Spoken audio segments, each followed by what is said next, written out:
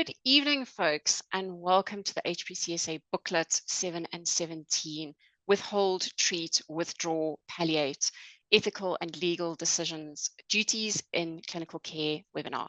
My name is Amy Wolf, and I'll be your host tonight. We have a full program planned, so let's get started. Let me just share my presentation quickly. There we go. And let us just make sure this is coming up correctly. Oops, there we go. Brandon, I just want to check. We good? Okay. So our disclaimer for tonight, this conversation is between stakeholders. We're not here to offer legal advice. We are purely sharing our perspectives. The case studies are fictional, and any resemblance to actual cases is purely coincidental. Some general housekeeping information tonight. Questions can be raised using the Q&A or chat function. There will be a series of multiple choice questions. Your answers will be anonymous. And if you join via the browser on your mobile, you will need to either answer in the chat or log in via the Zoom app to vote.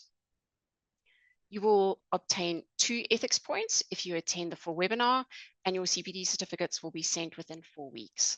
There will also be a webinar recording available on the EthiQal website from Friday, the 15th of May. I'd now like to introduce you to our subject matter experts who are joining us tonight. Subject matter experts, if I can ask you please to just switch on your cameras for me so everyone can see your faces if you haven't done so yet.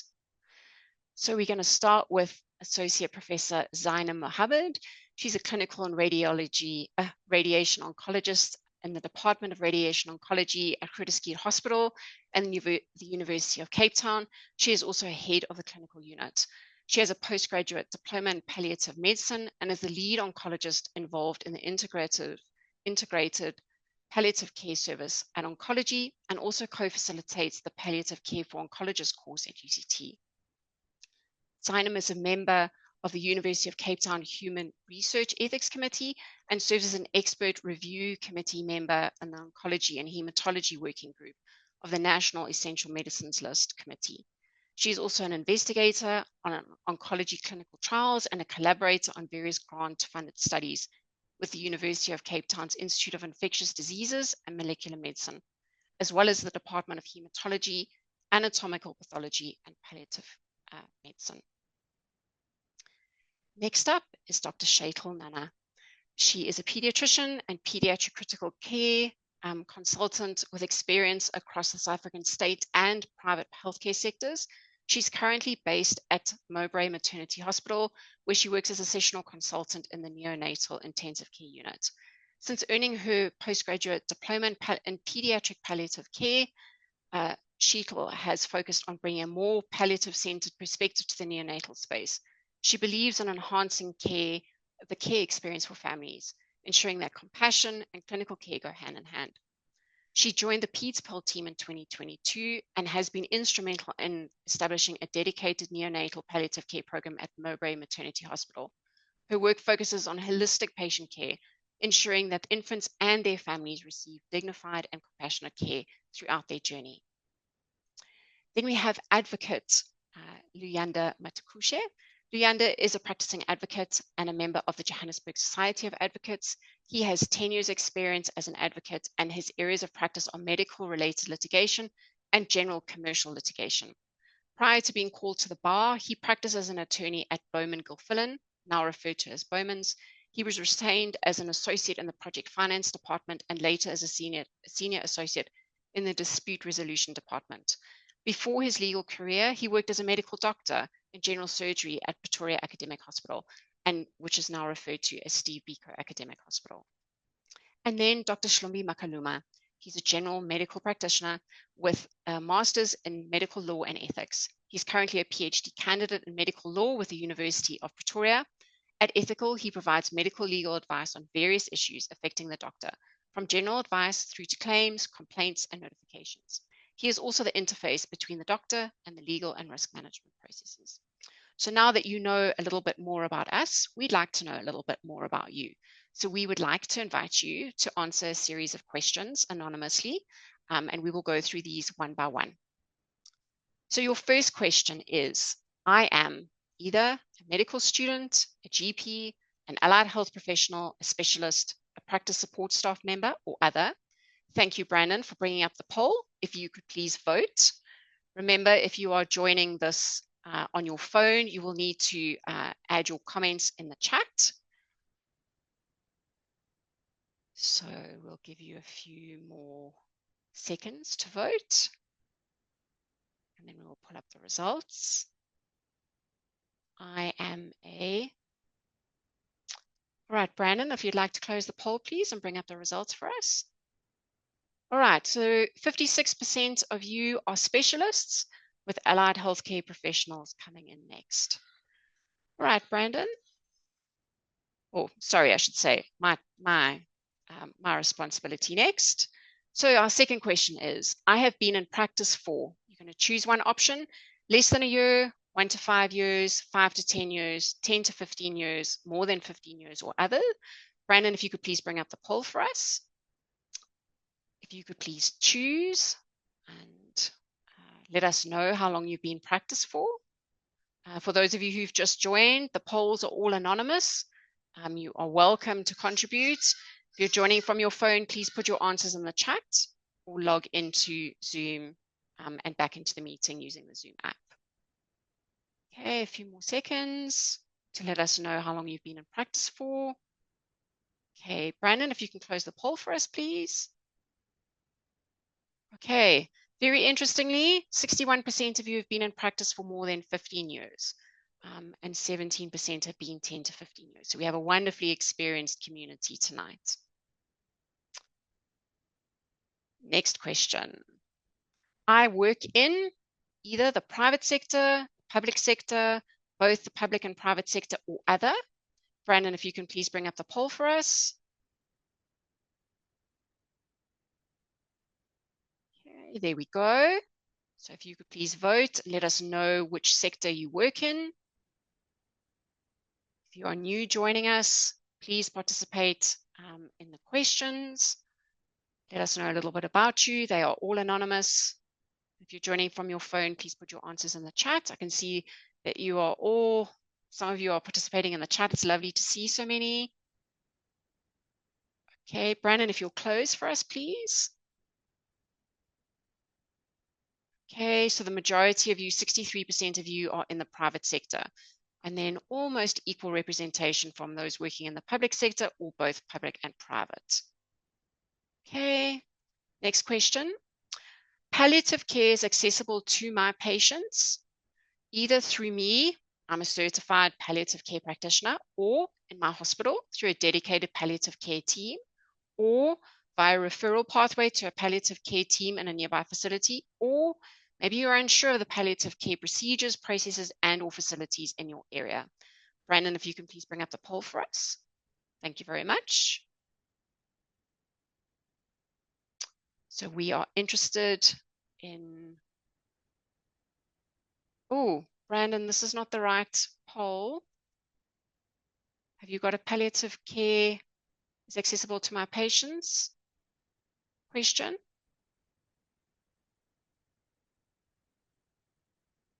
Okay, in the meantime, if you would just put your answers in the chat for us, you can just say A, B, C, or D. Okay, we're just working on the tech issue. Okay, I'll come back and have, oh, there we go. All right, so if you'll just vote, please. Thank you for your patience. Palliative care is accessible to my patients. I'll give you a few extra seconds. A little technical hitch. All right. Brandon, if you could close for us, please.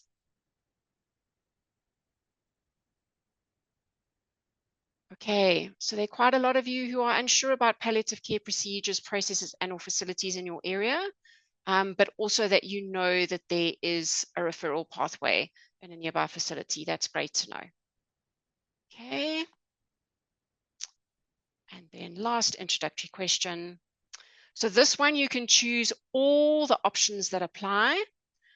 So my biggest challenge or challenges when supporting my patients who need supportive care or need support is or are having a compassionate conversation with the patient, engaging the family to explain what will happen next, dealing with the funders, getting adequate clinical support within my hospital. So that could be medication or access to healthcare professionals, ethical dilemmas, personal and emotional challenges, breaking bad news to the patient and loved ones, or other. If you're going to choose other, please vote if you've got some options, and then put your other explanations in the chat. Thank you, Brandon, for bringing up the poll. Remember, you can choose more than one option here. For those of you who've just joined us, we'd love to hear your feedback and learn a little bit more about you. You can participate in the anonymous poll. If you are accessing from your phone, please feel free to share your responses in the chat. I'll give you a few more seconds just to tick all the options that apply to you. Okay. All right, Brandon, if you'll please close the poll for us. Let's have a look. Okay, so a bit of a mixed bag here. The biggest challenge seems to be dealing with funders.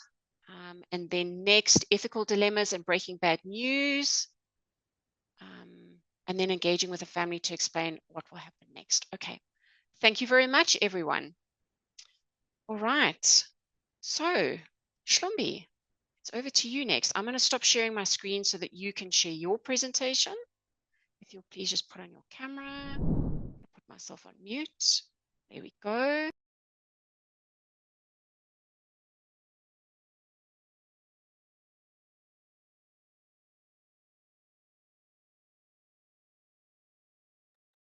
And over to you, Shlombi. Am I sharing? It's coming. It's coming. There we go. If you'll just full screen. Wonderful. Thanks, Shlombi. Good evening, everyone. As Amy has said, my name is Hlombe Makhuluma, and I'm just going to give you just an overview of the two booklets, very short presentation. It's booklet 7 and booklet 17. I always like to put them there because we can always download ourselves these booklets and we can read about what is going on in all the other booklets. But booklet 7, it really is about outlining the ethical principles and practices when deciding whether to withhold or withdraw life-sustaining treatment. I think it's important to understand that withholding treatment may happen even if it's not for life-sustaining treatment. Or withdrawing treatment could also apply, but specifically for these booklets, it's about for life-sustaining treatment. And the booklet 17 is about, the ethical practices in delivering palliative care. The important aspect as a practitioner here is an understanding that you are dealing with very vulnerable patients and families. And therefore, it becomes important to ensure that you understand the broader picture, not necessarily only that vulnerability. And from an ethical point of view, it's important to link all the aspects of palliation or withdrawing care with, firstly, the Constitution, no discrimination, that is Section 9. Everyone must be treated equally. It doesn't matter what you think the prognosis is. The dignity must be allowed for a patient to die with dignity. That's part of our Constitution. Everyone has a right to life, meaning in our country, we are not supposed to do euthanasia or assisted death. We know that there is a case from HPCSA that is going on at the moment. Freedom and security of the person, though they are all coming from the Constitution. And access to health, palliative care is part of the right to health services. Therefore, a person that needs palliation has got a full right to be given health services. That is from the Constitution. If you go to the National Health Act, again, informed consent, we always know about the informed consent. It's something that we always talk about. But the informed consent also is important to understand that children above age 12 those are, again, the vulnerable guys that needs to ensure that the process of obtaining the consent is important or is understood.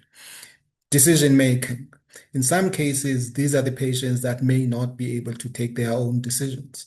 Therefore, it is important to engage the families, to engage the patient, if you understand the prognosis at the time when that patient is still very fully capacitated to give consent about advanced directives, about living wills. I understand that may not be very easy in some different cultures, in some different religions, but the booklets talks about that. The booklets would say that, look, you should consider the cultural aspects of the patient. We also know about confidentiality. Confidentiality remains. We know about health records. Health records, they remain. They are even more important. What I would want to say about health records, it's more important to discuss the non-clinical but material aspects, how the decisions were taken, who was involved, what was the feeling of the patient, what was the feeling of the family, because they're not purely clinical. Because at the end, it may not always be about the clinical decision making only. It may be about all other aspects that are surrounding the decision that was taken. If you look at all the booklets are applicable. The booklet number 2 gives us all the rules. Booklet number 3 is national patient rights. This is wherever possible, patients must be given an opportunity to communicate their wishes regarding their care, including their end-of-life care. This is a question that needs to be asked. How would you like the care to be like if you know that the prognosis is poor? Patient consent, that is crucial. It is crucial in the sense that in some cases, when you withdraw the treatment and want this patient to go for palliation, it may be at a time when that patient's mental capacity might be affected. It's important to ensure that when that decision is taken, when that consent is taken, capacity has been decided or has been assessed. Confidentiality, we can't run away from confidentiality. Patient records, as I said, all the different booklets are applicable in this particular booklet 7 and 17. The other one that is important is about the over-servicing and perverse incentives. Over-servicing, it may come out as over-servicing or it may be over-servicing. Maybe come out as over-servicing if, for instance, there's family that really saying that, give this patient the chance. Don't stop now, continue. They may be on the other side, over-servicing clearly from the side of healthcare professional who may want to continue to provide treatment when it's very clear that the treatment is futile from a clinical point of view. Maybe it's for financial gain. And I've specifically put that because it comes directly from the booklet that says over-servicing or futile treatment for financial gain is unethical and undermines dignity. It says directly from the booklets. So, what is withholding? Refusing medical interventions, allowing natural death to occur. What is withdrawing? It means stopping medical intervention and not allowing natural death to occur from disease-related complications. It's important here to also understand what the booklet says. Withholding and withdrawing could be initiated by the patient. It's not always initiated by the healthcare professional. It could be initiated by the family of the patient. So it's not always the doctor or the healthcare professional who would initiate withholding or the withdrawal of life-sustaining treatment. Now, what else you need to know? A practitioner may ease patient suffering, allowing natural death to happen, but you need to consult an expert, a colleague. Don't just do it yourself alone. Find a way of finding other colleagues find the way of finding other healthcare professionals who may not even be at the same specialty or the same discipline you are with, and discuss it with close relatives. That is important. However, if the family decide or demand futile treatment, practitioners must be able to explain that the withdrawal will happen. But it again goes back to the medical record. It is allowable from Booklet 7 that if it is very clear from a clinical point of view, from the discussion that we have taken, that this treatment is futile, even if the patient's parents or the patient's family or the patient's partner or the patient's child really says, no, you are allowed to continue and you can stop treatment. Now, withholding treatment does not relieve practitioners of their duty to provide medication for comfort. When I used to practice many years ago, patients that were taken for palliation, the only thing that we used to give them was something we called mist morphine at the time. You know, those brown bottles where this patient, now just give them something to keep this patient pain away.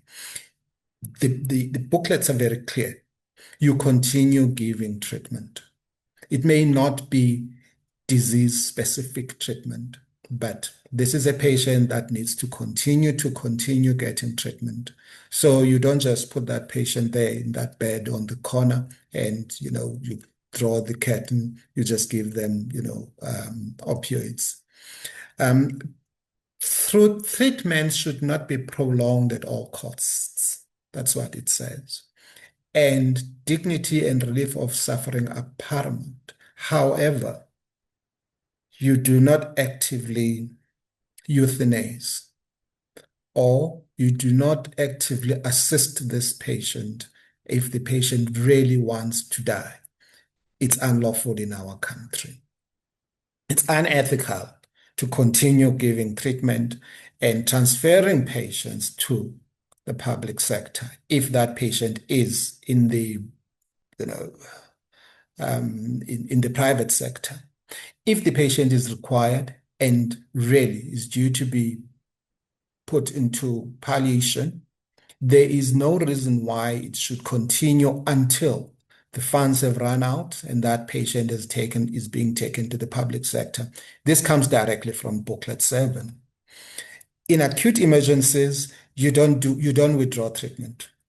That's what the booklet says. You don't withdraw treatment. You continue trying to provide beneficial treatment until a clearer assessment and consultations are possible.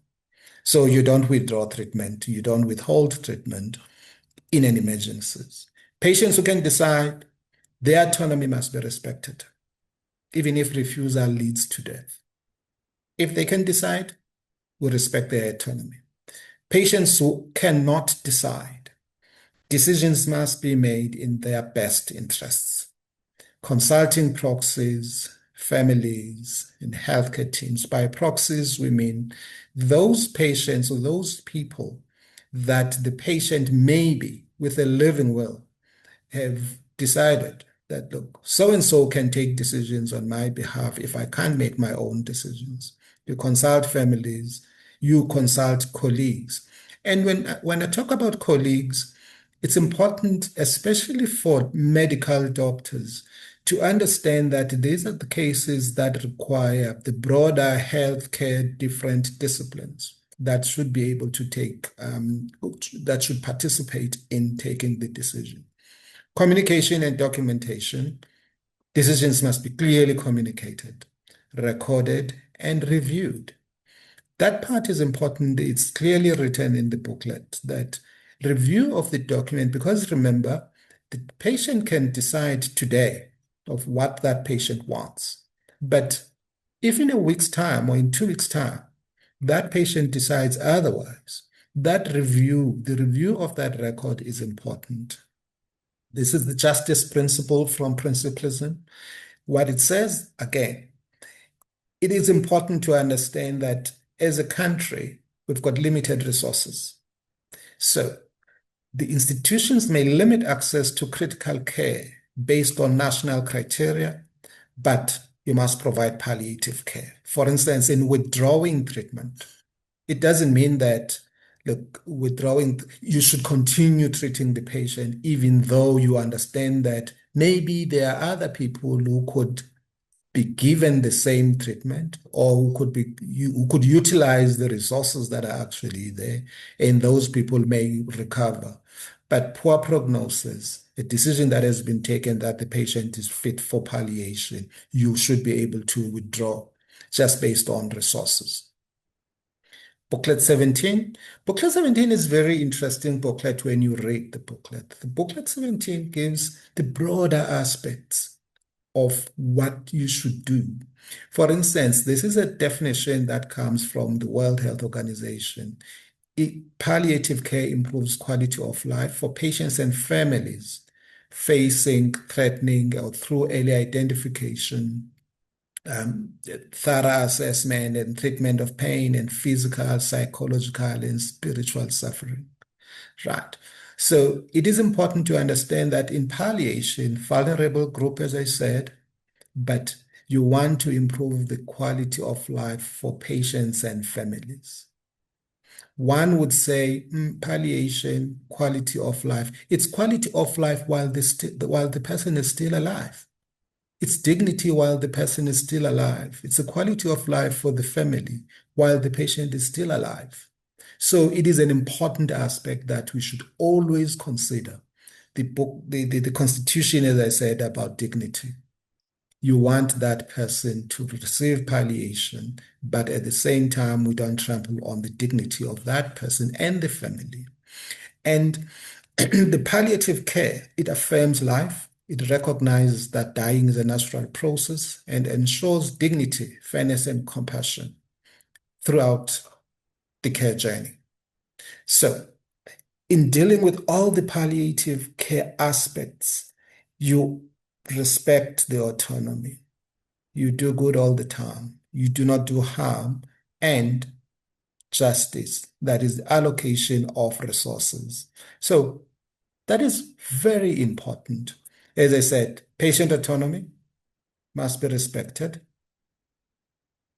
Practitioners must balance costs, risks, and benefits. Non-maleficence obliges practitioners to avoid harm. It's important to understand that continuing treatment in a very poor prognosis for some other reasons is also could be considered as harming the patient. And the limited resources, as I've discussed previous slides. That is as short as that. Thank you. Thank you very much, Shlombe, for that informative talk to settle us in. I am now going to share my presentation so we can look at our first case study.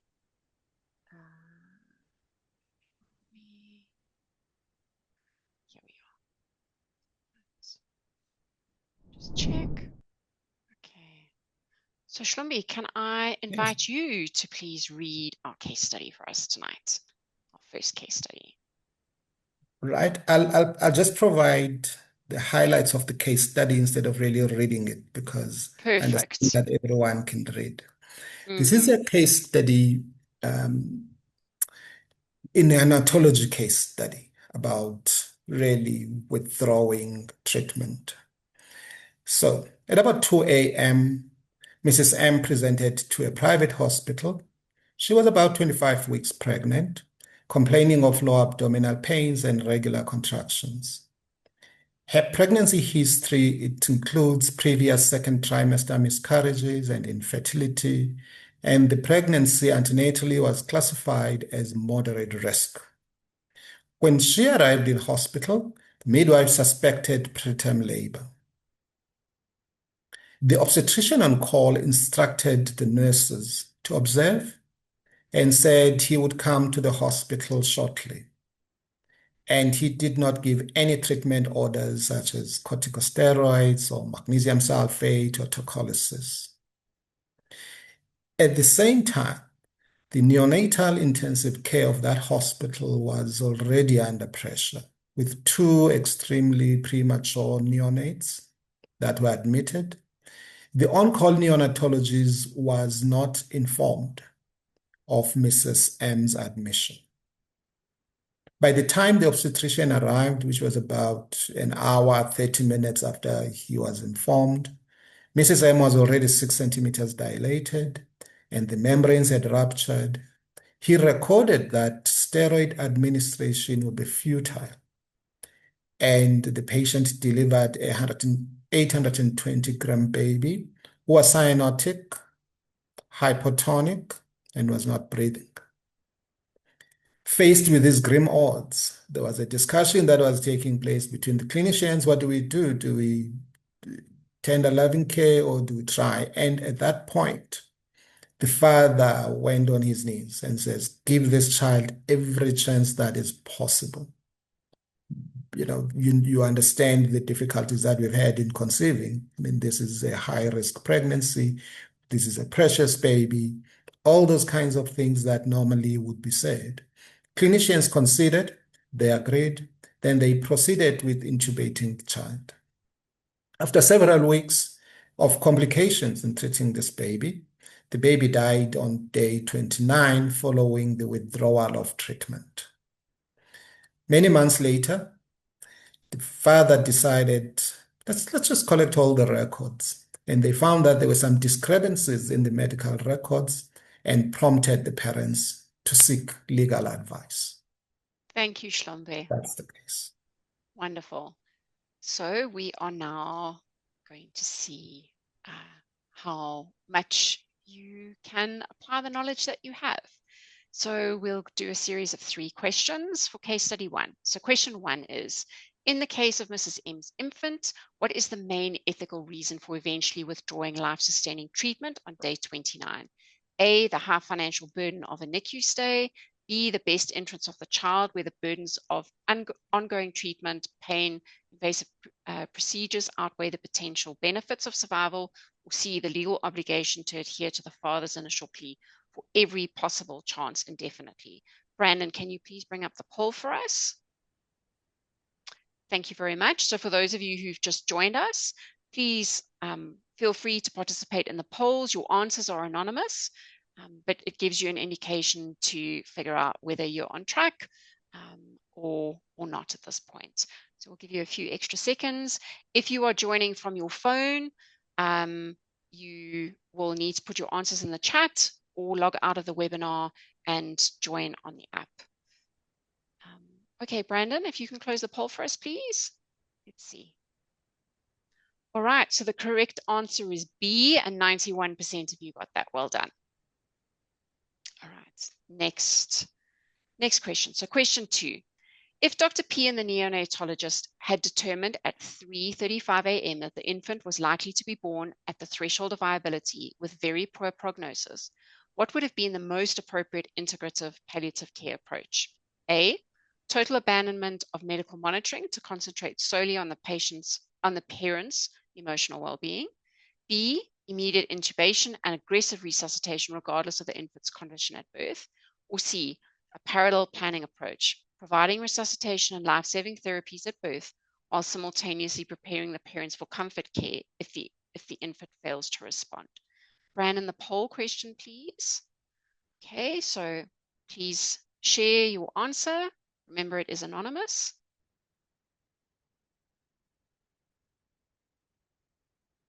Right, we'll give you a few more seconds to vote. A, B, or C. All right, Brandon, if you can close the poll for us. All right. Yes, the correct answer is C, and 95% of you got that correct. Last question on case study 1. So this discrepancy in the medical records regarding the timing of membrane rupture and steroid administration indicates a failure in the informed consent process. In the context of withholding care, such as steroids or tocolysis, what is the physician's primary obligation? A, to provide clear, evidence-based standard of care and discuss the risks and benefits of both intervention and non-intervention or palliative informed care. B, to only offer the most aggressive treatment options available to avoid legal liability. Or C, to withhold information about futile treatments to prevent the parents from feeling regret. Brandon, if you can please bring up the poll for us. Okay, either A, B, or C. I can see some of you participating in the chat. That's fantastic. Thank you. It's a few more seconds. Okay. Brandon, if you can close the poll for us. All right. And the answer is A. 99% of you got that right. Well done. All right. So next, I am going to ask Dr. Shetel Nana to share some introduce some palliative care principles. So over to you, Dr. Nana. If you'll please switch your camera on, and I will go to your first slide. Thanks, Amy, and good evening to everyone. I'm very happy to be here. Often when one gets asked to speak about palliative care at congresses, it's always the last shift of the day. No one's really interested. So it's really encouraging to be here where palliative care is at the fore and the center. So with just a short period of time, I wanted to go through some important core palliative care principles, and I thought it best to start with a definition because I think palliative care is often misunderstood. When we hear palliative care, many of us instinctively think of end-of-life care or of withdrawing life-saving therapies or a family saying goodbye to a loved one.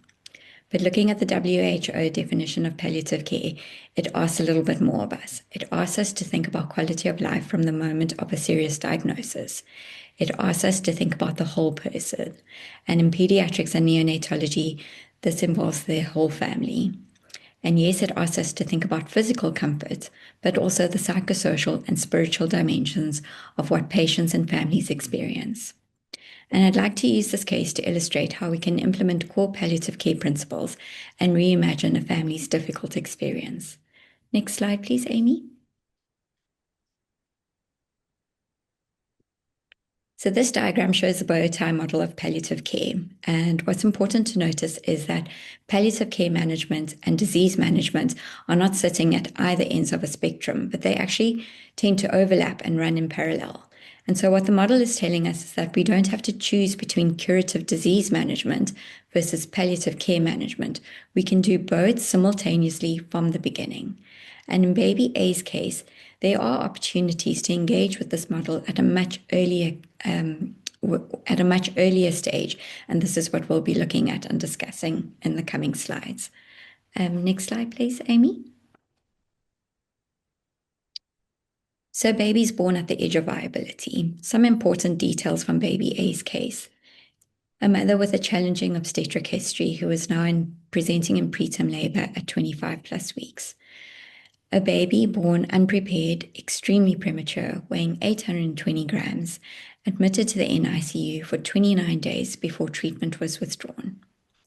And if you look on the right-hand side of the slide, you'll see there are palliative care principles that I will begin to expand on. And these include communication, emotional support, care coordination, pain and symptom management, as well as advanced care planning. And looking back onto the left-hand side of the slide, a detail I want you to hold onto as we go through the next slides is this last one, legal action followed. And I think that legal action was not followed because baby A died, but because the medical records raised questions that the family couldn't answer on their own. And I think this distinction is very important to remember as we go through the case. Next slide, please, Amy. So looking at the antenatal period and thinking about anticipatory care, Mrs. M came to us with a history, that of a previous loss, a short cervix, and infertility treatment.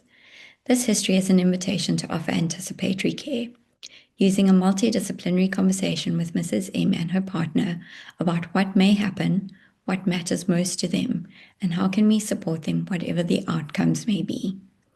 A conversation that begins with your pregnancy is high risk. Let's talk about what that means is already a palliative care conversation. When we recognize early risk and respond to it with honest, empathic conversation, we provide families with hope, but we also prepare for the unexpected. This is palliative care, and it begins before a crisis. Next slide, please, Amy. So looking at the labor period and thinking about birth planning and shared decision-making. When the father stood at the bedside and asked for his daughter to receive every possible chance for survival, he is speaking from a place of love and deep concern. This should be heard and this should be honored. However, he and Mrs. M deserve to have had that conversation weeks earlier, with time to think, to ask questions, and to understand what every chance might mean for a baby born very premature. A formal birth plan with parallel planning provides families with the knowledge, with agency, and with hope. And I often find that parallel pathway cares are incredibly useful, as it names something families need to hear but rarely do, that there are two forms of care available and both are acceptable, Path A and Path B. Path A is not synonymous with fighting for life, and Path B is not synonymous with giving up. They are two different expressions of care for a very small baby. What a formal birth plan does create is space for families and healthcare workers to discuss goals of care mindfully and with time, rather than to react reactively and decide during moments of crisis. Next slide, please, Amy. While staying in NICU, providing holistic care. Once baby A was admitted to NICU, palliative care does not end. And I want to draw your attention to 4 core principles of palliative care, as each one reflects palliative care management that we can actively participate in. Pain and symptom management runs in parallel with intensive care and life-saving therapies. Honest and empathic communication and shared decision-making, even when a prognosis is uncertain, builds trust rather than eroding trust. Psychosocial and spiritual support for parents is a clinical intervention that positively affects a parent's current and past experience, and particularly for families with anticipatory grief. Lastly, team building, and I must say this is one that we often forget. Healthcare workers in a busy NICU carry an enormous weight. Creating space for a team to process difficult cases and address moral distress is in itself palliative care. If we look after our teams, they can look after patients and families better. Next slide, please, Amy. So looking at bereavement care and support, a few practical tools for bereavement care. Allowing families to name their baby, honoring any religious or cultural rituals, and creating memories that families will carry with them for the rest of their lives. Our role in palliative care doesn't end at death. It is important to consider follow-up grief support, as well as providing the family with a healthcare provider that they can contact to help and support their family during their grief journey. When families feel genuinely held during a challenging experience, they do not seek answers elsewhere. And I want to draw you to the closing line of this slide, and I think it's really important. The parents didn't seek legal advice because their baby had died. They sought it because the records told a different story than the one they had experienced. Consistent, honest, thorough medical records tell a story. We were present, we were careful, and your baby, whilst having a short life, had a life full of value and dignity. Records that show medical discrepancy do the very opposite of this.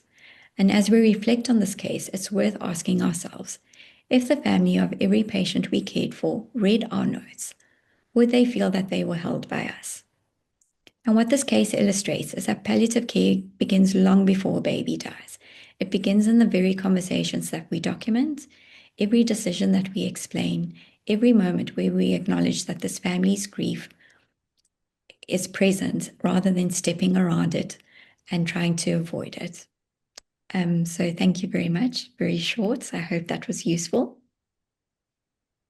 Thank you very much, Shetel. That was wonderful. So I'm going to stop sharing now and welcome everyone with their cameras, the panelists, so we can have panel discussion. Go. Brandon, if you could pin us all on the screen. It's wonderful. Okay, we're all here. So we've had some beautiful questions coming up. We've had some beautiful case studies. Shlumbe, where would you like to start tonight?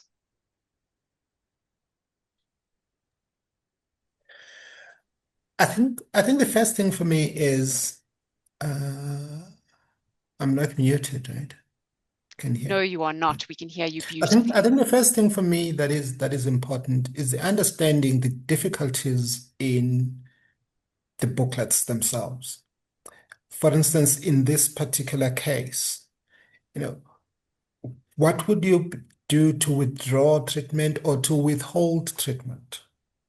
It goes to me what Shatil have just said, that if parents would or family members would always go and say, please continue treating this patient. Is that ethical? Is it something that would continue to do, even in the face of poor prognosis? I think for me, that is the first one. The second aspect for this is, when do you start planning? Who do you need to put in place? For instance, had the obstetrician involved the neonatologists that look, poor antenatal care. We are suspecting that this patient could have preterm labor. Had the obstetrician arrived on time, I mean, an hour, 30 minutes later to arrive for after being called, and you have been informed that this was a preterm labor. For me, that's a discussion that talks about, the collaboration between the health professionals. That for me would be the first comment that I would make, and I would like to throw to you guys also to, make your own comments around it. Who wants to respond first? I'd be happy to respond. Thanks, Shetel. Lambe, thank you. Just very important points that you're raising, and I think it's very difficult often to know when to start palliative care. But I think if we look specifically at this case, where we've got a very clear obstetric history that has been very challenging for this couple, already we can start anticipating that they have been walking a pathway that has been filled with anticipation and expectation, and they are carrying grief with them from their previous loss.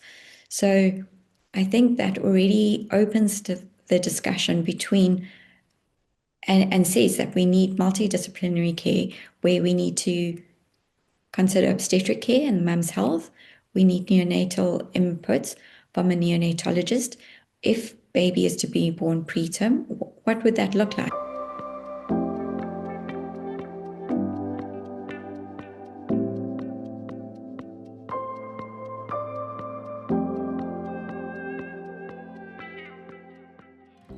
And what are our goals of care?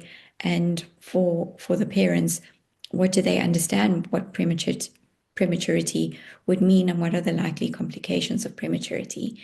And I think an important aspect that's often overlooked is psychosocial support, particularly for families who have suffered and are on a journey that is very unpredictable.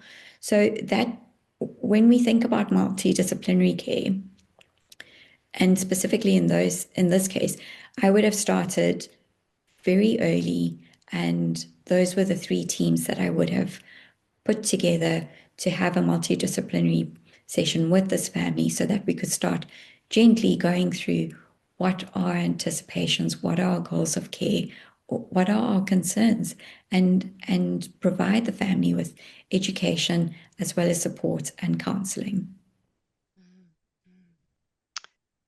Thank you. I was just going to ask, there's a question around what's the acceptable definition of a baby weight for a viable baby? What is, 820 grams in the case. But what's a So legally and by definition, a viable period of gestation is 26 completed weeks. So that is the legality of it. But more and more, and with advances in neonatal care, we are actually seeing babies much younger being supported with good outcomes. But when I say with good outcomes, I mean that we have generally steroids on board, and that's often 2 doses of steroids. We have a planned birth plan as to how the baby is going to be born via cesarean section. If it is a normal delivery, we are constantly worried about IVHs. And we do have the technology to support these babies. But again, all of it is often reliant on open, honest communication with the parents, them understanding the risks, and the healthcare teams being available and knowing what they have resources to provide. Because again, there is a huge difference in different sectors, not just within the private sector, but within the state sector of what is being provided, and depending on what gestation and where you're born as well. Can I just jump in here? Yes, please do. Thank you very much, Sheetal, for your analysis of the case, and for looking at it from the scientific basis, but also from using a compassionate approach. And I really like what you said about palliative care beginning before crisis, and I think that's something that we should remember. There were some questions in the chat, and I'm also curious, and you mentioned it now, you just sort of touched on it, that it really depends on where you are born into, whether you can actually treat a baby like this, whether a baby like this will be able to survive. I mean, is there any more information on that for those of us? I work in the state sector. Is it different, very different in the state sector to the public sector? And then also, as far as the teams are concerned, do we have those teams, those multidisciplinary teams in the state sector and in the public sector? I know in the public sector, often your doctor is a one-man show because, they've got to get approvals for this and that. It's almost easier to work in a team in the public sector. So I don't know if you can comment on that. Thanks. Yes, thanks, Zainab. That's a very good point. So I can speak about predominantly about the Western Cape. And if we look at the state sector, depending on whether you are born at a tertiary level hospital or whether you're born at an academic hospital, we have peri-viability guidelines, which guides our management. And the guidelines are based not just on the gestation of the baby, but also the birth weight of the baby, whether the baby is born inborn or outborn. And those sets of guidelines will then guide the level of intervention and the level of management that the baby will receive. And these guidelines are because of the resources, the challenges that we have in a very busy units, as well as MOUs that, it's overrun. So ethically, when we look at justice, this is the system that we have. And it's difficult, and it needs to be very sensitively explained to parents. I think that's really important, and that's crucial. In the private sector, again, care is actually dependent on hospitals that you're born at and whether they are specialized neonatal units and whether those neonatal units are covered by neonatologists. So again, there is a discrepancy in care.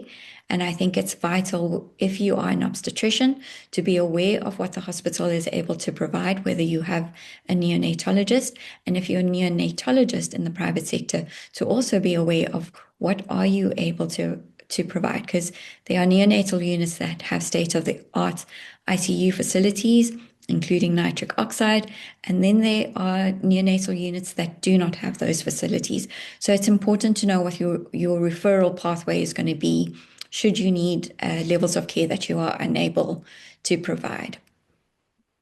I don't know if that better answers the question, but it's not uniform and it's not standardized. Thanks for that additional clarity. Maybe we could just take just one last question that is from the Q&A. Maybe it looks like Leander. Leander is getting eager to give us a perspective. Sure. Yes. No, my thank you so much, Amy. My perspective would be on the medical legal, aspect. I mean, in a scenario such as this, I I think for my sins, I do medical legal work in the main, and I defend doctors and hospitals mainly. That's what I do as in my practice. I think what is important, and I think I don't know if I got it correctly, that there was some discrepancy in what had been explained to the patients and what had now since been recorded in the medical records. I just want to highlight one very important thing, and that is clear record keeping. Make sure at every level, because when all else is said and done, what remains are those medical records which will carry the day. Now, if you have not, you may have explained in the most compassionate and sensible manner to the couple. But when they go out there, someone might say to them, but what about this? Did the doctor tell you about this? And then they start, thinking, yeah, maybe there's a possibility for us to litigate here. And if you do not have clearly documented medical records, you will be out in the cold. So that's just one caution that I would like to, to place before for discussion. Thank you. Thanks. Thank you, Leander, for emphasizing how important that record keeping is. I am looking at our time and thinking that it's time to get back to our case study. So, Zainab, can I ask you, let me just share my presentation here. Let me move to case study 2. Let me just put that up quickly. Let's do this. There we go. Over to you. Yes, so this is not an uncommon scenario in the oncology world. Mrs. K was diagnosed 18 months ago with advanced ovarian carcinoma that had already metastasized to her liver and peritoneum. So she was metastatic at diagnosis. They did cytoreductive surgery. She had multiple rounds of chemotherapy and was even able to participate in a clinical trial. But despite this, the disease continued to progress. So during her final months, she had diffuse peritoneal carcinomatosis that led to ascites. She developed intestinal obstruction and profound weakness. And the oncologist noted her very poor prognosis. And during her last admission, she had a fluctuating cognitive state, and this complicated decision-making. But during a lucid moment, she expressed to the clinicians that she wanted to forego further aggressive treatment and requested only comfort care. This was briefly documented in her medical record. Her husband strongly opposed this, insisting on surgery, artificial feeding, and ICU admission, and accused the doctors of giving up too soon. So there was a multidisciplinary meeting which involved oncologists, surgeons, palliative care specialists, nurses, and the ethics committee, and they concluded that surgery would not be an option. So this was a whole panel that decided that surgery would not be an option, and that artificial feeding in this case would offer no further benefit, and aggressive treatment would only increase her suffering. The team recommended withdrawing disease-directed therapy and recommended to provide full palliative care. Intravenous fluids, nutritional support, and surgical plans were discontinued, and care shifted to pain relief and comfort care. And she passed away peacefully 2 weeks later.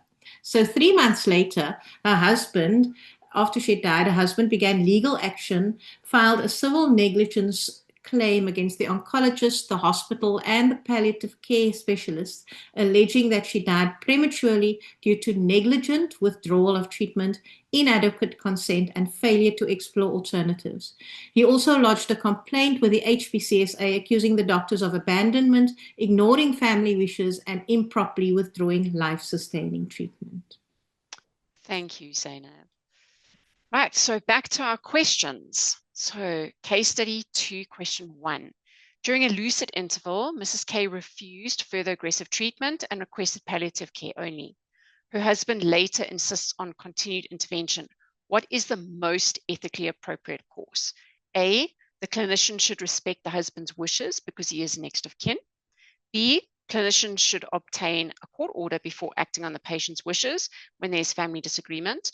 Or C, the clinician should respect Mrs. K's previous informed and properly documented refusal of treatment, giving her prior competence. Brandon, can you please share our first poll for this one? Okay, so answer A, B, or C. For those of you who've just joined us, you can vote anonymously here. If you are joining from your phone, then you will need to put your answer in the chat. So we'll give you a few seconds to decide whether you are going to vote A, B, or C. Okay, Brandon, can I ask you to close the poll, please? And the answer is C. Well, that is the correct answer, and 88% of you got that correct. Question number 2.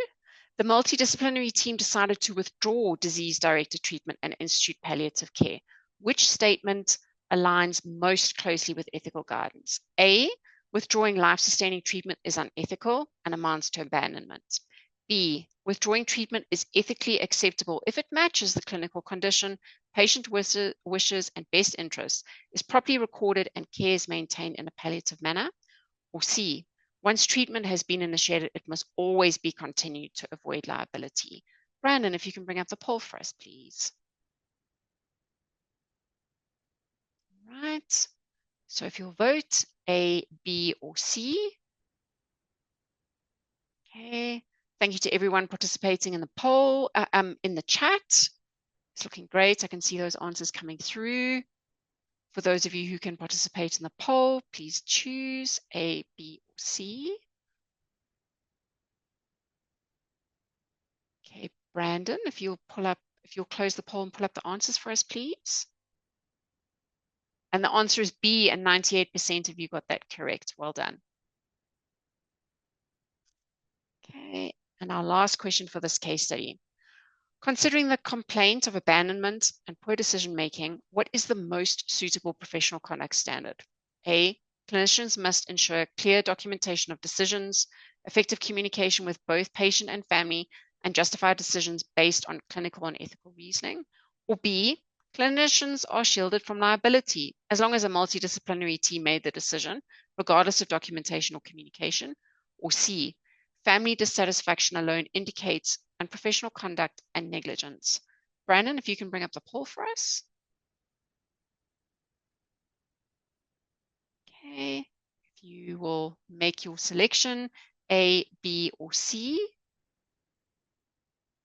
Wonderful. I can see those of you who are on your phone commenting in the chat. The answers are coming through thick and fast. Wonderful. Okay, Brandon, if you can close the poll for us. And the answer is A. 99% of you got that right. It's all about communication. Thank you very much. Okay, so we are going to do another panel discussion. So panelists, if I can ask you to switch on your cameras. Brandon, if I can ask you to put everyone on the screen for us, that's great. All right, Shlumbi or Prof. Mohammed, have you maybe seen a question? I presented the case. So firstly, I feel that, as Sheetal said, palliative care should have been instituted a lot earlier in a patient like this. Serious conversations should have been had, serious illness conversations with the family and the patient participating in that discussion, so that the husband would know what her wishes were, what she was willing to give and take, how much, it would have made things a lot easier towards the end. And even having those discussions, things like withdrawing nutrition is a very emotive, but those are discussions that should have been had earlier. Interesting, and this is a hypothetical case, and you mentioned an ethics committee. I don't know if there are many of those in our hospitals. I know at my hospital, we're actually only now starting to engage to have a clinical ethics committee. And in fact, it's being launched next month. But I feel like that will definitely add weight to a decision like this, a multidisciplinary decision. But if there was early palliative care, the bereavement care, which is part of palliative care, would really have assisted, because I feel like the husband is really suffering from very severe grief and bereavement, and that is part of the reason why I decided to go the litigation route. I'm seeing a comment popping up here in the chat about also in end-of-life discussions discussing about organ donation and how that must be done with the families around. And obviously in this case, it may not be possible, but it's also something to consider. Shombi. I just wanted to check. I think maybe Zainab and Luyanda could help us here. In terms of the informed consent, for instance, here is a patient that we know that has got cancer, and the decision to say please withdraw treatment was done with only clinicians around. Are there other aspects of the informed consent that needs to be added? And also, how do you assess the capacity of that patient at that time? Because this is a patient that probably goes into incapacity because of medication or because of the cancer itself. How do you record something like that so that it's able to stand legal and ethical and all other aspects that are involved? Maybe you'd help us. I'll leave it to you. May I have the first bite at this, and then you may then join later.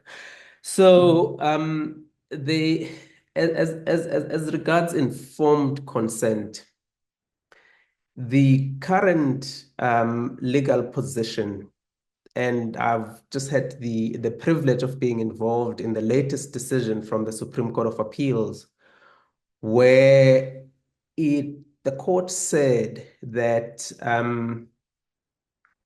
medical paternalism is no longer applicable. So the wisdom that doctors or healthcare professionals have, it will not carry the day in deciding for the patient. It is the autonomy of the patient, having been placed with all the relevant facts, his or her decision is the most important. Now, and that will then go to, how do you say that this patient is in a position to make that decision? And your question, Hlombe, is quite loaded, because I mean, if the patient is not conscious, or vacillates between being conscious and losing consciousness, it would be very difficult for anybody to really say that, look, this patient is capable of making his or her own decision regarding, the medical treatment. But for present purposes, and as regard the current legal standing, as far as informed consent goes, it is the autonomy. It is the patient that must decide, and clinicians have a duty to respect that. You may feel that this patient needs to undergo this procedure, but if the patient says to you, no, I'm not ready, I am not, or I refuse, don't force it. Allow the patient the autonomy to decide and do what they want to do. Now, in this particular instance, it would be quite challenging, because then you need to be comfortable as a clinician that you are able to hold cogent discussions with the patient. The patient is with you, and as you discuss such a critical, topic as withdrawing or withholding care. So I'll leave it to you, Zainab, to maybe deal with the aspect as to when can you tell whether the patient is compos mentis or is sufficiently competent to make that decision. Let me put it that way. I think the clinician that sees the patient every day should be very clear in their documentation on whether, so in the scenario, it says it was briefly noted. That note should maybe have been a little more than a brief note. It should have said that today the patient is GCS 15 out of 15. She's orientated to time, place, and person, and that she has indicated her wishes. And then I feel like we should, and I'm glad you're going to be speaking on advanced care directives and living wills, because I think that is very relevant here. The disconnect between the husband and the patient, though, that is kind of a little bit, concerning that there wasn't that discussion. But sometimes that grief and that fear from the partner is so strong, it's something they don't even want to talk about. So yeah, and consent, Flambe, yes. Informed. What is informed consent? Do we need witnesses? Who's going to take that consent? We should probably be a little more cognizant, especially something as important as this, that maybe, we should make a note who was all on the ward round in case anything like this happens. There's a very interesting comment stroke question in the chat talking about the involvement of psychiatry and psychology in palliative care. And I wondered if someone wanted to comment on that. Can I just echo, and I'll come to the psychology, but what Zainab has said about the husband. This is a man grieving and in a process of spiritual distress, and I think his needs are unseen and unmet, and I think that speaks clearly to palliative care principles, where it's not just about the medical team. We need counselors. It's so important to talk about spiritual care for a family and for, in this case, a husband who's grieving. And I just wonder if that had been addressed with the help of a counselor or a psychologist or a social worker, how this case may have looked differently from his perspective. Yes, and that's the whole concept behind palliative care, that it's a team, and it involves, it's not only the physical, but it's also the emotional, the spiritual, the psychological. Amy, there's a very interesting, I don't know if we can discuss the scenario, this question from Muhammad Abdul Ghafoor about a patient, I don't know if you've read it, in ICU with metastatic colorectal cancer, pneumonia, respiratory failure. The clinicians all feel that treatment will be futile. The patient can't make that, well, he's unable to give direction, and the family members want all treatment to be given, including life support, and others want withdrawal. What is the way forward? A family meeting, I think. What do you say, Sheetal? With a palliative care team. Completely. I agree 100%. It won't be easy, and you might need multiple meetings.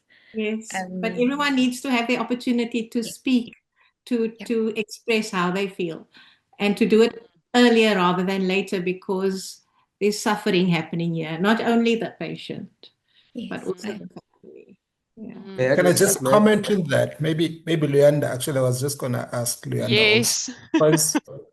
Because sorry, let me just take that, Luyanda, first. I think the importance here is clinicians in general do not really think a lot about what the law wants or what the law prescribes in situations like these. You would think you are doing the correct thing all the time. And that correct thing should always be linked to what are the guidelines, what are the law is saying, because this is a family that may take legal action. So I was just going to make that comment without giving details, Luyanda. Shambe, thank you so much. This is a case where as a clinician, you ought to be extremely careful not to make decisions which will get you in. I mean, no clinician wants to be sued. It's a very painful and difficult, process. I see it more often. It really weighs very heavily on the clinicians. So in a situation such as this, where there is a clear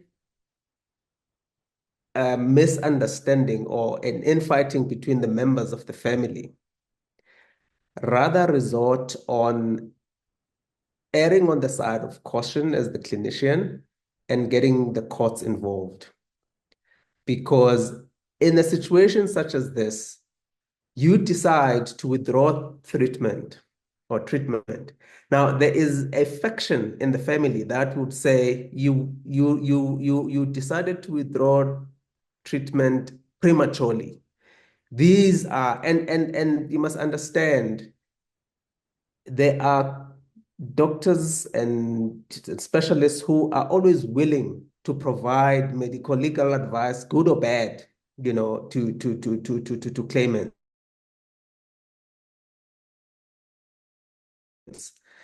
Now, there are a whole host of allegations against you as the treating doctor.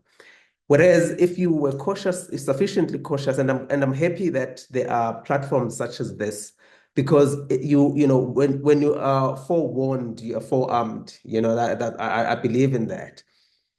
When you are not clear, or when you can see that there is a misunderstanding or disunity between members of the family, do not rush into making decisions that have long-lasting consequences. Err on the side of caution, rather get the lawyers involved, or the courts in them. Let's say the courts involved, because in a situation such as this, there would be a need to appoint a curator, ad personam, a curator bonis, or even a curator ad litem. So that is what our law would provide in a situation where a patient cannot make her own decisions. There are competing interests between family members, and you are caught in the middle as the doctor. Be very slow to make decisions which have long-lasting, impact, or a long-lasting impact on the patient, including withdrawing treatment. Case, actually, Amy, we have another Yes. case to discuss. Yes, we do have another case to discuss. Should we go to that scenario? Yes. So my suggestion, panelists, is that we go to Leander and his Living Wills talk, because I can see that there's some questions coming through about that as well. And then we'll go to the case and then come back to the panel. We good? Okay. Leander. Brandon, will you please share Leander's presentation, please? Okay, it's coming through. There we go, Leander. Over to you. Thank you, Brandon. I'm going to be talking about the legal position of living wills or advance directives in South Africa. I think the starting point would be to just to define what it is, and I've given three definitions from three sources. The first is Landman and Henley, who describe it as an instruction by a competent person regarding his or her medical or other health care decisions, which should be acted upon when he or she becomes incompetent and therefore unable to make such decisions. Next slide, please.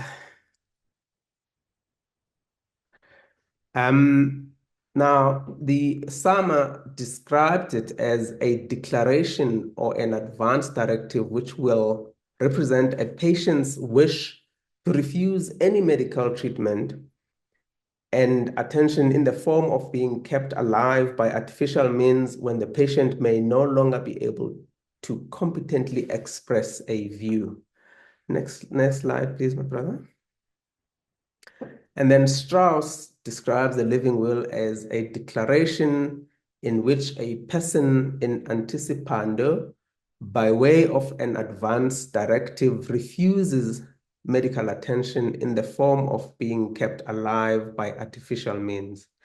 I think at this point, I'd like to pause and just point out a few things regarding, the definition of what this living will or an advance directive is. One is it's a document that is put together by a patient who is conscious, competent, and knows full well what they are deciding on regarding the future care. So in essence, they decide during a time when they are compos mentis what should happen to them should they not be able to make such a decision. Shall we proceed to the next slide, please, my brother? Now, there is an instrument called an enduring power of attorney, and I've compared that with a living will. Now, a power of attorney is, it operates by, the principle of a common law of agency, in the sense you are allowing you're giving another individual, or often an attorney, the right or to make decisions on your behalf. But what is important here is the minute you are no longer able to provide that power to make, it's an agreement, it's a contractual agreement. The minute you are not able, or you are incapacitated, and you're not able to make that decision, no longer able to make that decision, the power of attorney falls away. So as much as people would say, no, but she has a living power of attorney, but at the time where she's no longer able to contract in respect of that power of attorney, it is not enforceable. I think, but both documents, while the patient is still alive and is able to make a decision, those are the documents that are possible and are available. Next slide, please, my brother. Now, this is the sad part about it, and unfortunately, as lawyers, we should be just realistic to what the law provides at a particular time. The living wills are not legally recognized under South African law at present.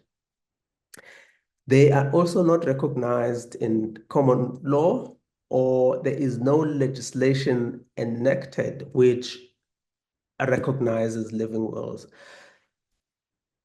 It comes across, or it appears as, a very powerful document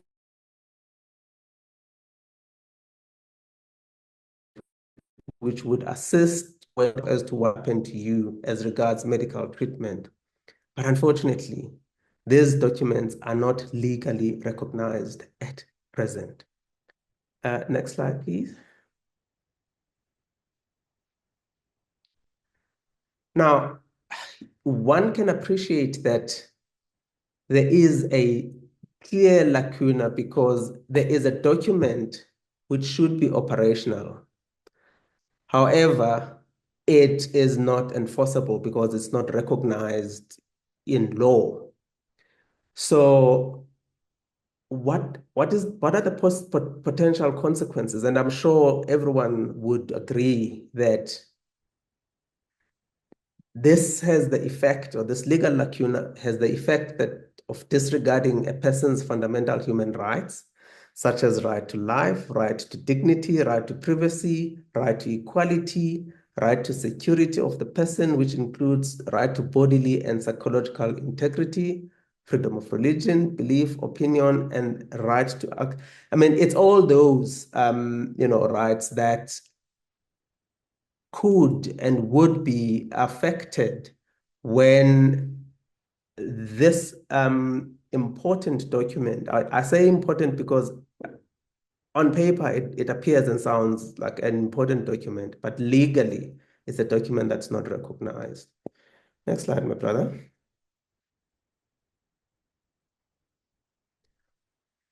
Now, the law often gets developed through courts.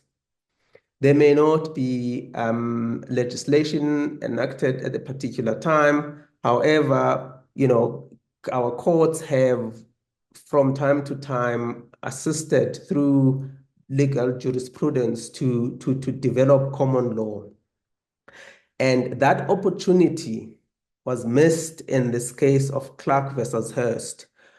And Dr. Clark, just a brief background, he was a medical doctor who was also a member of the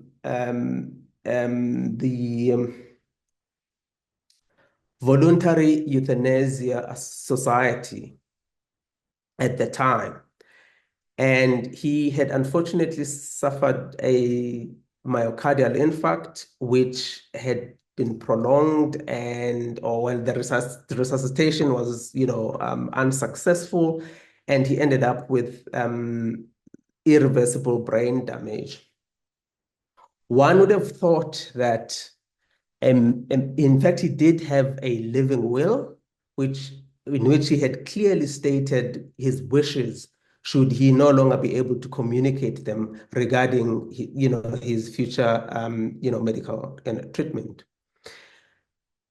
It took 4 to 5 years before a decision was made. Now, the courts did not regard the living will. Instead, they considered what would be in the best interest of the patient.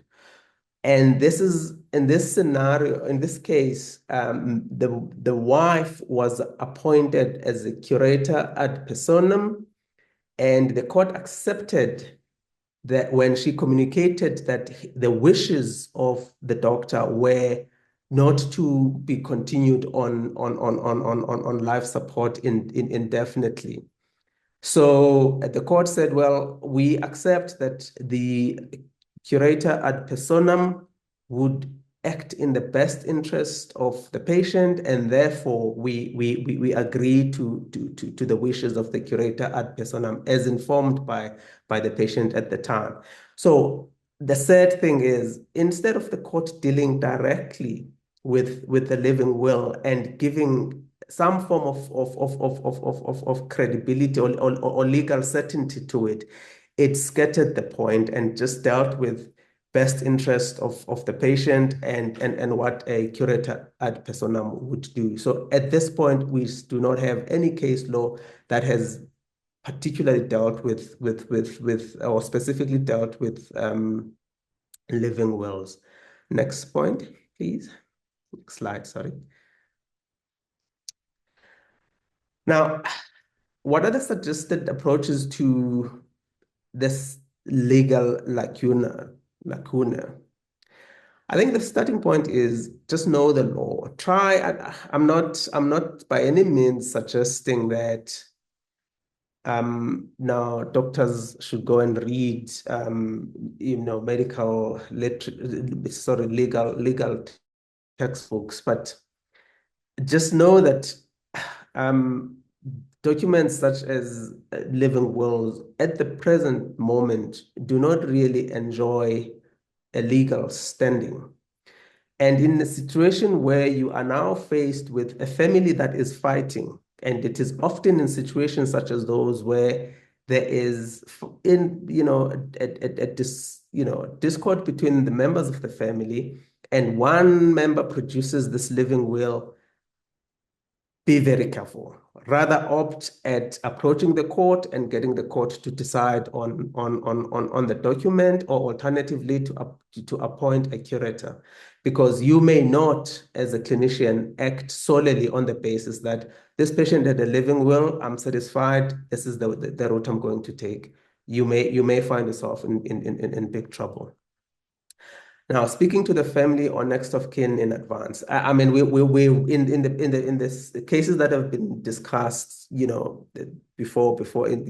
previously, it is very clear that opening clear channels of communication between yourself and the members of the family, and in that instance, you'll be able to pick up that, look, I'm the proxy. She has a living will. she is in this condition and there's no contestation, you can rest comfortable that, look, well, here we can act as per the wishes of the patient.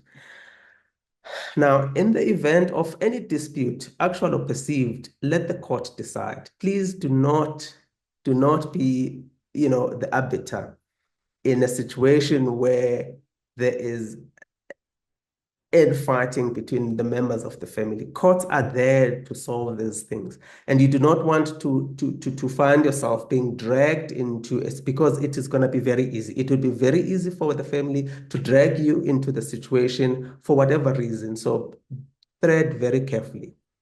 When in doubt, when there's any dispute, get the courts involved. Next slide, please.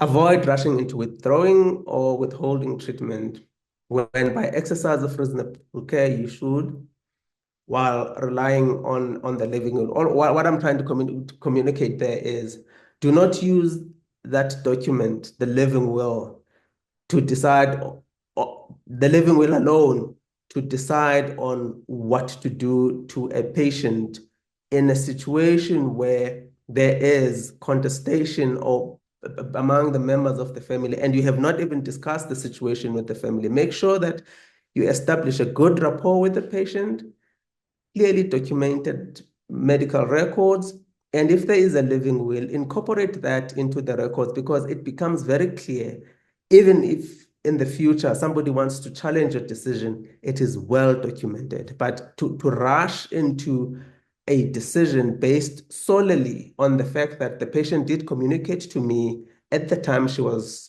compos mentis that he or she has a living will, may not be sufficient for you, for you when there is a challenge on the decision that you've taken. I say, when in doubt, always seek legal advice, and I mean that. It is important. And then the last slide. The last slide, please. Thank you so much. Now, what I've done is to also, in order to assist those who might be interested in the topic, because I know it's the issue of living wills is quite topical and people are quite interested in it. Please go and read those articles that I've referenced there. They will give you a good grounding on what the issues are and where the law is at the present moment. Thank you so much for the opportunity. Thank you very much, Leander. Brandon, if you could stop sharing and bring us all back onto the screen. There's a wonderful, interesting question here, Leander, that I think may just be just for you. Sure. Shlumbi, I'm just checking if you're here. All right, so let's go with this. So someone said, can you explain exactly what it means to approach court? Like, we are 5 years old. Where exactly do we go, or who do we call? That's right.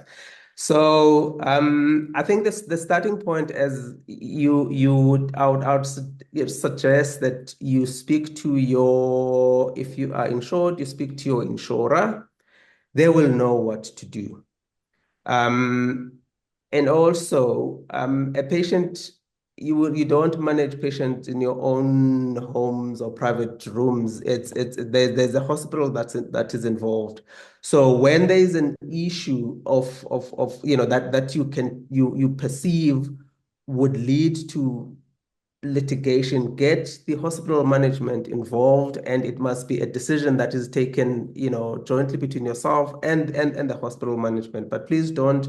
So that is how I would suggest you approach the courts, through either your insurers, who will appoint lawyers to assist you with the process, or alternatively the hospital and the management of the hospital to just appoint lawyers to intervene in the situation.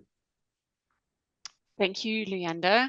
Shlombe, what else did you see, or one of the other panelists, a question coming through? You're on mute, Shlombe.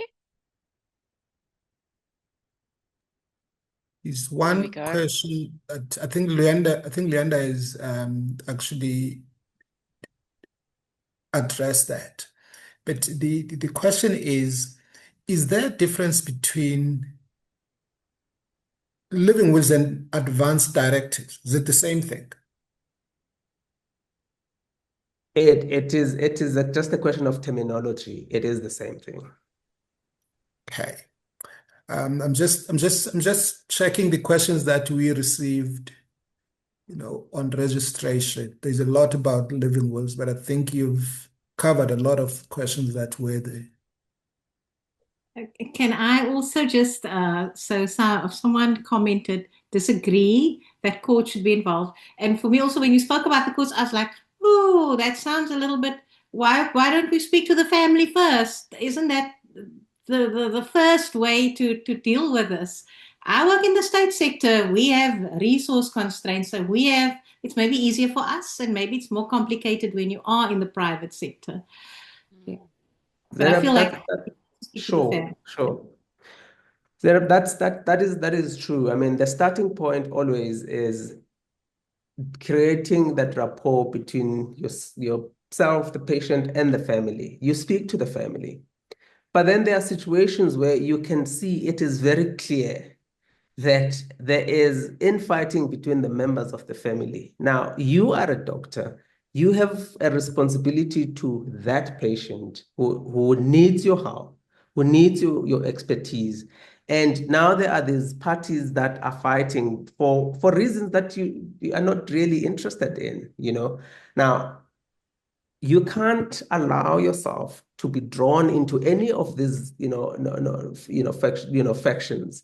All you need to do is to stay within what the law requires of you as per the HPCSA regulations, then, the National Health Act, and also ensuring that you provide the best treatment that you can to the patient. And if there's, any dispute really, just get the courts involved. At least get your lawyer, get your medical insurance involved, or to advise you and guide you through the process, because you don't want to find yourself sued unnecessarily. But I know. Sorry. To get your patient, when they are still lucid and awake, to actually tell you who their proxy would be, and to document that, because that makes things a little bit easier. That is also quite correct. But again, bear in mind that when that document gets produced to you, what legal enforceability does it have? Will it hold in court when one of the members of the family says, my mom's Glasgow Coma scale was 5/15, and you decided to, withdraw treatment because you were relying on this document, which, as we understand it, it's not even enforceable. So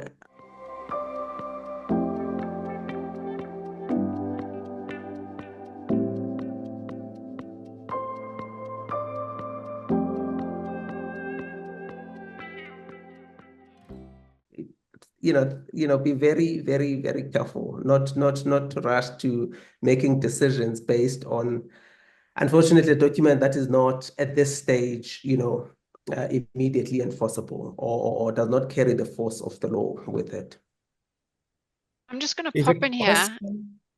I've noticed that I've jumped ahead to the panel discussion and left the case study. What do we as a panelist group feel? Are we enjoying the panel discussion? Do we want to go through to the case study? What do we suggest? My suggestion is that we continue with the discussion, because we're discussing questions of the participants. Perfect. And also the case study talks to some of the principles and some of the things that really we are currently discussing. Perfect. On that note, there's a question coming that says, few patients with living wills, they don't want anything artificial to keep them alive. And doctors, this is from a speech therapist, the doctors say, no, we cannot not give this patient nutrition. Where is autonomy, and where is with a living will that really does not really have a legal standing, what do we do in a case like the scenario painted by, the person who asked the question? From what I understand, living wills are quite specific, isn't it, Luyanda? It talks to artificial feeding, ventilator. It is quite specific. That's just my understanding. No, that is correct. Meaning that patient must be starved to death. But Booklet 7 doesn't say that. Booklet 7 says if this patient needs palliative care, yes, we're not going to actively treat the disease condition, but fluids or managing bed sores, managing all other things, we should continue managing that. The only thing that we would not be doing is to actively treat the disease condition. So living well, don't put anything artificial. We should let patients starve. Now, I'll leave that to Sheetal. I don't think so. Classic palliative ones.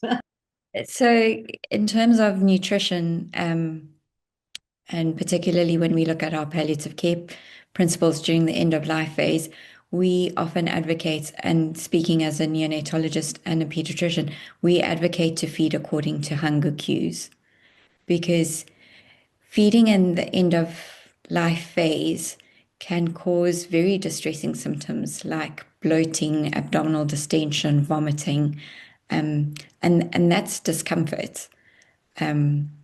So we will often, when we speak to our families and tell them that we are now at the end of life phase, and when it comes to nutrition, because nutrition and feeding is so emotive, particularly for families, we will then advocate that we will feed according to hunger cues. But if the child or patient is not hungry, we will not feed. And I think it's important to stress that a patient does not starve to death. That is not a sensation that patients at the end of life sense.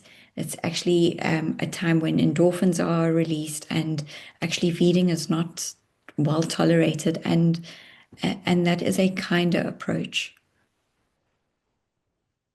I don't know if that helps answer that question, but yes, it is a difficult decision to make.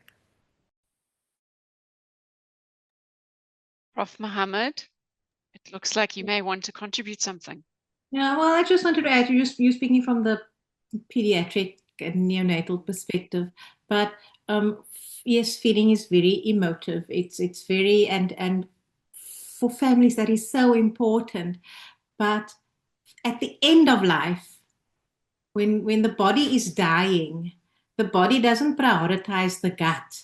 So there's a whole process of dying, and at that time, feeding is actually not necessary. I mean, there are patients with bowel obstruction where you also have to have the feeding discussion. How are you going to feed? Are you going to feed artificially? It's all on a case-by-case basis, I feel. We often advocate comfort feeding. So patients with bowel obstruction, you can taste it, but if you're going to swallow it, it's going to come out. So, so we call it comfort feeding. Little bit of taste, wetting the lips, things like that. I think all patients, yes, here's the dietitian speaking, a gray area. And she's talking about nasogastric tubes that was already in place. But if it's causing discomfort, because nasogastric tubes can also cause discomfort, and it's not actually adding to the quality of life, it's detracting from it, then it's definitely not something that one would continue. But each case is an individual case, and it should be dealt with compassionately with the loved ones and everyone, and discussed through discussion. And your multidisciplinary team, of course. Just the question on that, Zainab. There was a question that was submitted earlier, during the registrations around, can one doctor decide on withdrawing treatment and taking this patient for palliation, or just withdraw the treatment without getting all other disciplines involved, or is a committee involved? Can that stand from a legal point of view both, and in practice, do all palliative treatment decisions or withdrawing treatment decisions are taken by a team rather than just one person? Well, I can tell you at Groote Schuur Hospital, we have a team, and these discussions are made as a team.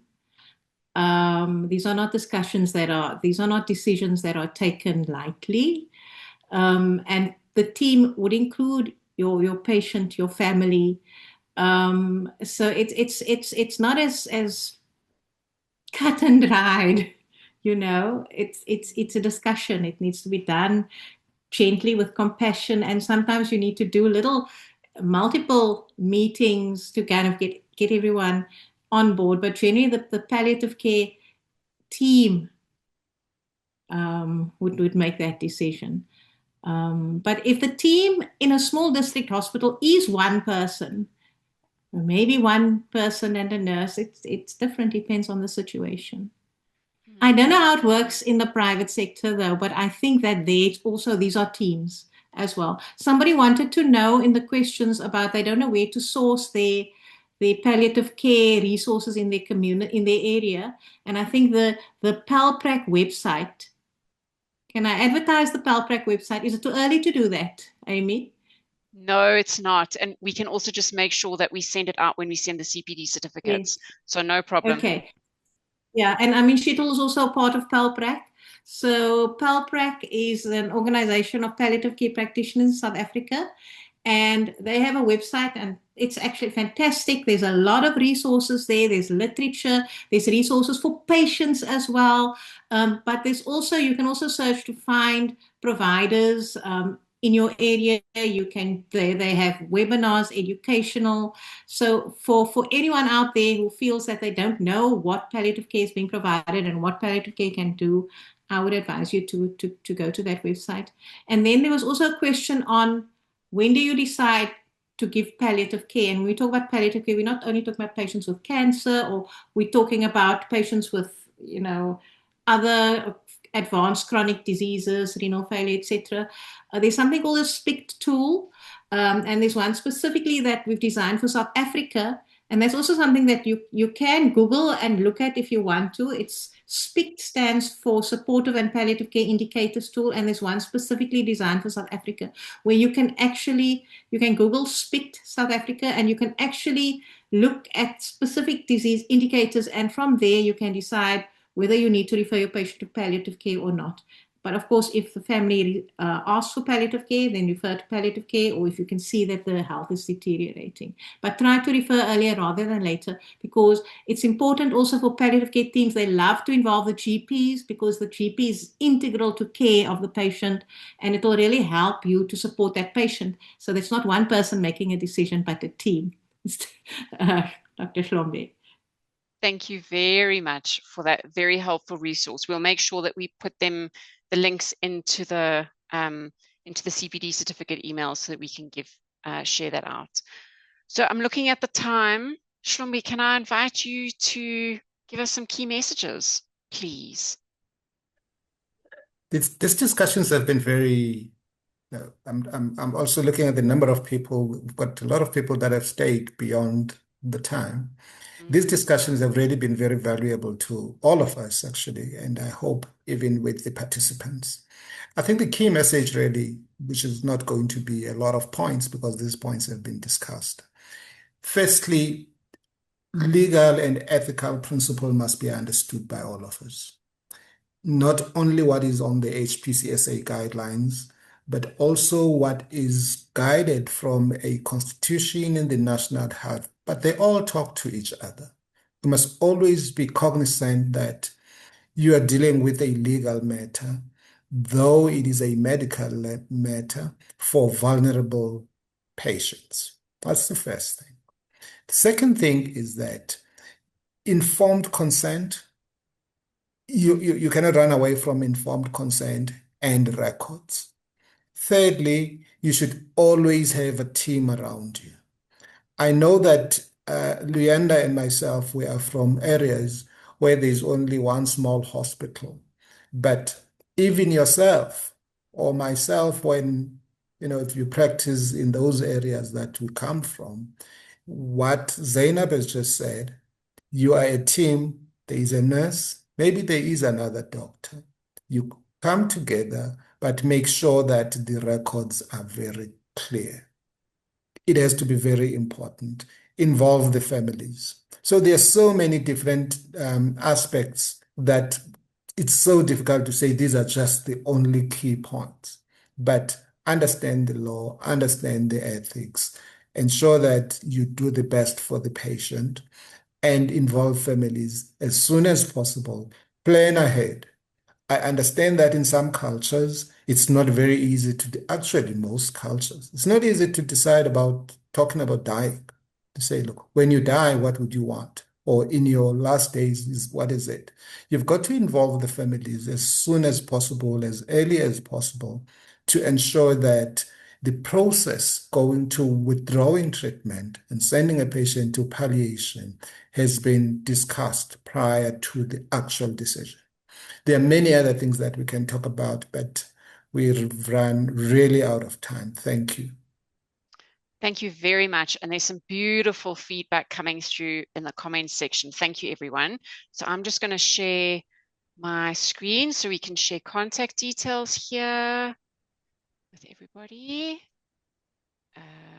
Let's just pull that through and put that up. So here are some contact details for our faculty to reach out and contact them. If there's some additional information that you require, we will share. I will make sure that the links to the websites that Zainab mentioned are shared with your CPD certificates. But in the meantime, if you need any assistance, and then just a wrap up. So thank you to our fantastic faculty tonight. Thank you to all of you as our delegates and attendees for being so interactive, sharing your perspectives, asking your questions. That's what makes these webinars a success. There will be a post-webinar evaluation that pops up when you leave the webinar. Please feel free to give us your feedback. It's anonymous. We use this to continue to develop and expand and improve the quality of what we offer. Your CPD certificates will be sent within 4 weeks, and there will be a video recording of this webinar available from Friday the 15th of May on the EthiQal website. There are also previous webinar recordings available on the website now if you need some ethics points. And thank you very much for attending. Brandon, oh, hold on, Luyanda, I can see your hand up. Yes, Amy, just before we close, I don't get this opportunity, and I'm really grateful to get this opportunity to speak to, my former colleagues in the healthcare space. What is important the message that I wish to convey to them is our country has become extremely litigious. You may do everything by the book, but still get sued. So please keep clear medical records. It helps us as doctors, as lawyers and advocates when we defend your case. It does not help that you have a one-liner in your clinical records, and when there's a complaint from the HPCSA, you produce 2 pages. It takes you nowhere. So please try and have clearly written notes. I know you can't write everything, but shorthand helps because then we can develop from what you've noted in there. But thank you so much for this opportunity. I appreciate it. I may never get it again, but I really appreciate having had an opportunity to share the little bit of legal knowledge that I've acquired over the years. Thank you. Wonderful. Thank you so much for adding that last little tidbit for us, Leander. Brandon, if I can ask you to put on our closing video, please.